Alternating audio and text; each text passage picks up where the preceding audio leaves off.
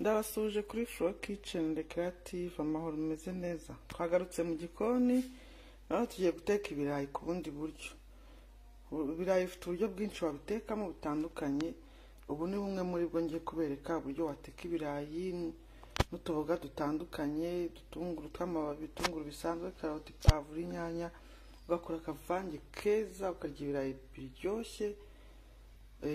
Utari buze urya ibitogoshije cyangwa birimo ibishyimbo cyangwa ngo uhorere amafiriti cyane dore ko atari meza. Ubu ni uburyo rero bumwe mu buryo bwinshi ngiye kubereka watekamo ibirayi n'imiteja n'izo mboga zose kugira ngo urye ibiryo biryoshye kandi birimo intungamubiri. Murabona ko haba harimo ibintu byinshi bitandukanye by'imboga zitandukanye, haba harimo intungamubiri rero umubiri wacu ukeneye, ukaba uriye ibiryo biryoshye kandi bimeze neza bifitiye imibiri yacu umumaro. Twagiye rero katubitunganye hanyuma mbere kuko tubitegura mu gikoni.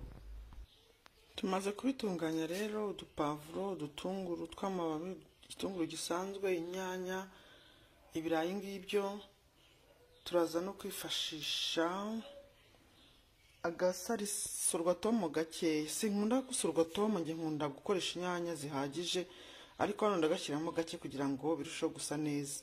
Dore rero na ya miteja na karoti nuko nabikase nibwo biza bigaragara neza mu biryo muri ka kavange k'ibirayi. Karoti ndende gutyo, imiteja nayo itari migufi cyane, biza bituma ibiryo biza bisa neza, ubona ari presentable nyine. Ndaje mbikore murebe. Twagiye rero mu gikoni kugira ngo tutangire tubiteke.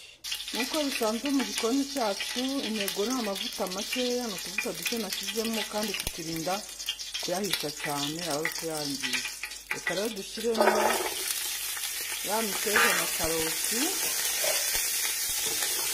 ibyo tubanjijemo kuko nuko nguko duteka aka kavange k'ibirayi, nuko nguko mbigenza.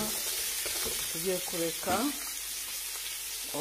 dufate utuvuta dute n'ibishya, turagaruka dukora n'ibindi. Reka tube dupfundikiye akanya gato, reka turebe ukuntu byifashe. Byamaze gufata amavuta, bitangiye gushya. Hano ntabwo ari ngombwa kubihisha cyane, tuvuge ko n'ibirayi bikiri bibisi. Nta mpamvu yo kubisha cyane kuko biraza guhira mu birayi. Igihe ibirayi birajya gushya nabyo biraba biri gushya. Dushyizemo twa dutunguru twacu rero, natwo tugiye kureka dufate amavuta gatoya, dupfundikire.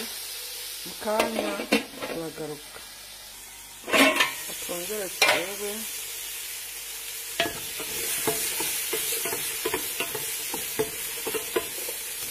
Aha bigeze rero, reka dushyiremo n'inyanya.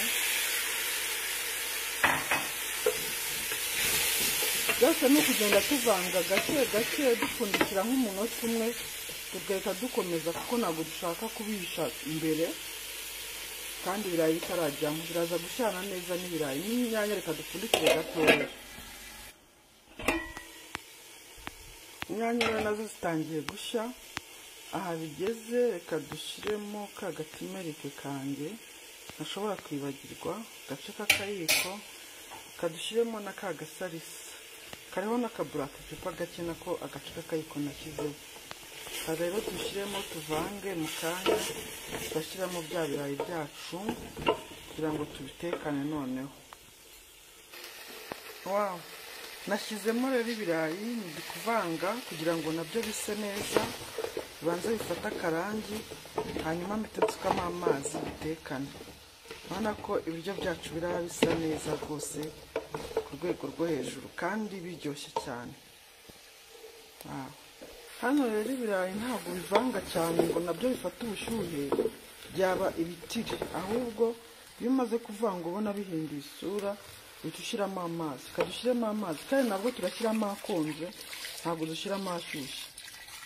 Impamvu ni ukugira ngo bitabe ibitiri, ntabwo bivanga ngo bifate ubushyuhe, nta no gushyiramo amazi ashyushye kuko byaba ibitiri. Aha nk'uko nari mbivuze, amazi arakonje, ibirayi nabyo ni ukubivanga akanya gatoya, byamara guhindura ibara ugahita usukamo amazi bitarashyuha kuko byaba ibitiri nk'uko nari maze kubivuga, biraza gushyuhira rimwe muri aya mazi.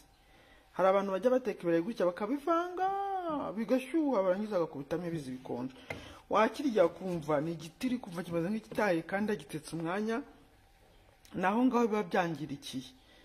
Rero ibirayi dushyizemo amazi yakonje birashyuhira rimwe bibire bisanzwe bishyane, kandi ushyiramo amazi aringaniye kugira ngo bize koroha, ariko biba bitarimo isosi nyinshi. Isosi y'ibirayi ntabwo ibirayi bigira isosi nyinshi, ntabwo byaryoha, ahubwo nshyizemo amazi aringaniye araza gukama agafatiramo, bikaba bifite agasosi gake gafashe, ari ibiryo bisa neza, imvange iryoshye.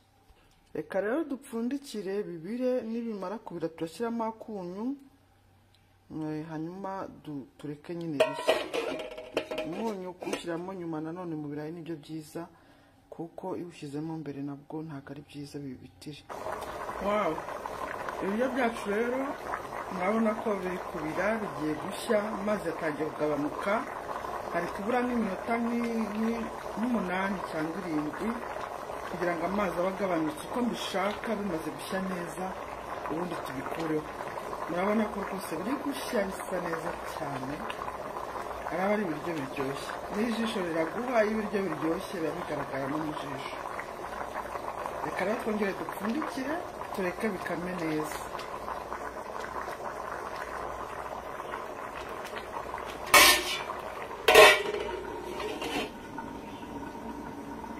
Reka rero turebe inkono yacu uko imeze. Wow, aha bigeze rero birahiye. Murabona ko hasigayemo na twa tuzi dukeya nashakaga kugira ngo bitaza kuba isosi y'ibirayi, kandi isosi y'ibirayi ntabwo iryoha, ahubwo nshakamo agasosi gake gafashe karatuma ibiryo tubirya byoroshye. Noneho kandi ntibinakame cyane ngo bibe bya birayi birima bikomeye, oya. Ibiryo nk'ibi ngibi ibirayi birimo utuboga gutya tubitekana n'utuzi dukeya tworoshye. Aha bigeze rero kugira ngo bidakama cyane, ngiye gucishamo noneho akuko, hanyuma isosi nimara kwegerana neza ubona ko ifashe mbikureho. Ndacishamo akuko ariko ntabinomba, noneho ya ntabwo umuntu yakora inombe y'ibirayi. Urabona ko agasosi gakeya kandi gafashe, nakabona mbereke neza. Urabona ko ari agasosi keza gafashe. Ubu rero aha bigeze twabikuraho rwose, ibiryo byacu birahiye, tukarura tukajya ku meza. Ibi nibyo nashakaga rwose. Guteka rero ibanga ni ukumenya kugereranya amazi. Uko ubikora cyane uteka ugenda ubimenyera, ugera akaboko kawe kakamenya rwose gupima amazi urashyira mu nkono. Urabona ko nk'ibi birayi uramutse yoroshye ugashyiramo ibizi byinshi byahita biba isosi, bigasana nabi nyine bikamera nk'ibironzi. Ariko iyo upimye amazi neza ukagereranya, bigenda bishya bikama ku buryo ubikura hasigayemo utuzi nk'utu. Murabona ni twa tundi ducya two gutuma ibiryo biza byoroha nkaho ntayarimo. Reka rero tubikureho tujye ku meza byahiye. Ibiryo byacu biraryoshye uyu munsi rwose, turaryoherwa cyane.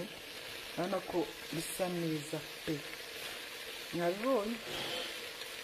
Reka rero rwose tuzimye dukureho, kuko inkono yacu igeze aho nashakaga. Navuga ngo noneho ibikurikiyeho no kujya ku meza. Mwabibona birayi byiza rwose, bisa neza, biryoshye, biri guhumura, nabona uko mbibabwira. Wow, ku isahani rero ni uko byifashe. Murabona bya birayi byacu twatangiye duteka rwose, ntawari uzi ko biri buze bisa neza gutya, ariko nicyo niyemeje kubigisha guteka, tukarya ibiryo bisa neza, biryoshye, bihumura. Ese wari uzi guteka ibirayi gutya? Murabibona rwose ko ari ibiryo bisa neza, byumutsemo gakeya kandi byoroshye, ku buryo rwose urya ibirayi ukumva uraryohewe. Ushatse washyiraho n'udushyimbo watetse ku ruhande, niba ukunda ibishyimbo nabwo byaba bisa neza kandi byaba biryoshye. Reka rero tuguteho twumve, ariko mu by'ukuri biraryoshye rwose. umuntu atiriwe anavuga byinshi, murabona ko ari ibiryo bisa neza rwose biryoshye pe. Reka rero tuguteho twumve, dufate ku karayi. Byahiye, hiye neza mu rugero, ntago bisaye, ni mu rugero rwabyo kandi bisa neza rwose. Shyiraho ka gasosi keza kumutse.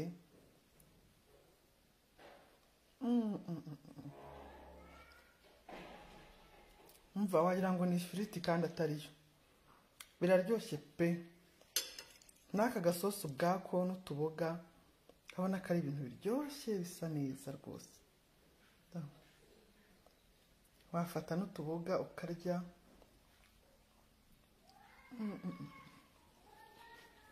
Umva ibiryo biraryoshye, ntabwo ari amakabya nkuru. Kugira ngo mujye mumenya ko atari amakabya nkuru, mujye mubiteka uko nababwiye, mukoreshe ibipimo no kugereranya kwiza, mukoreshe utuntu twose mba nakoresheje. Muzajya mumbwira rwose uburyo ibyo biryo byaba bitaryoshye. Biraryoshye cyane pe. Warya ukirya iminwa, warya ntuye n'umwana, ariko nyine urihangana ukabaha mugasangira ko ntiwarya wenyine, ariko biraryoshye pe. Iminwa yo utariye neza wayiruma, wayirya pe.